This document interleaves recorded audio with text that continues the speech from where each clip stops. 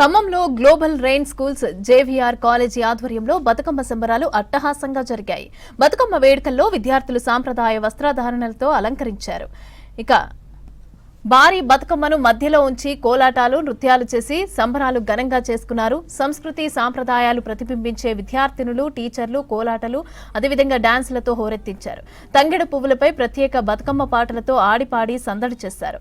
ఆటపాటల తర్వాత ఊరి చెరువులో బతుకమ్మలను నిమజ్జనం చేశారు. వేడుకల్లో 10 అడుగుల బతుకమ్మ ప్రత్యేక ఆకర్షణగా నిలిచింది.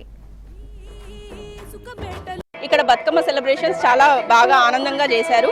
పిల్లలు వాళ్ళ పేరెంట్స్ కూడా చాలా ఉత్సాహంగా పార్టిసిపేట్ చేశారు. మనకి తరతరాలుగా బతుకమ్మ సెలబ్రేషన్స్ ప్రతి సంవత్సరం చేసుకుంటాము.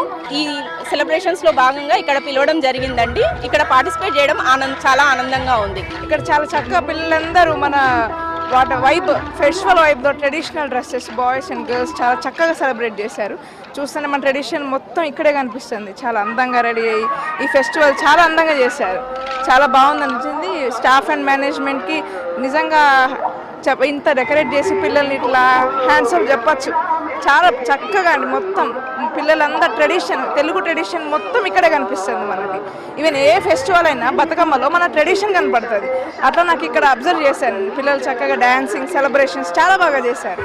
ఈ గ్లోబల్ స్కూల్లో ఈ విధంగా బతుకమ్మ పండుగ చేయడం అనేది మాకు చాలా ఆనందంగా అనిపిస్తుంది. ఇంతమంది పిల్లల్ని చూస్తుంటే, పార్టిసిపేట్ చేస్తుంటే కూడా చాలా ఆనందంగా, స్ఫూర్తిదాయకంగా ఉంది. ముందు వచ్చే పిల్లలకు కూడా చాలా పండగ వాతావరణం నెలకొన్నది. ఇంత ఆనందంగా సెలబ్రేషన్స్ చేసుకున్నందుకు చాలా